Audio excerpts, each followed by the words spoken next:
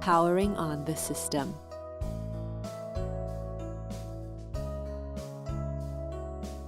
Turn on the AC switch between the SUN2000 and the power grid.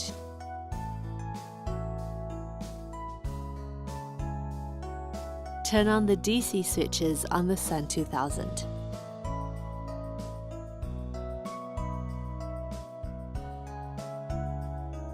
Connect the SUN2000 to your mobile phone by Bluetooth or USB.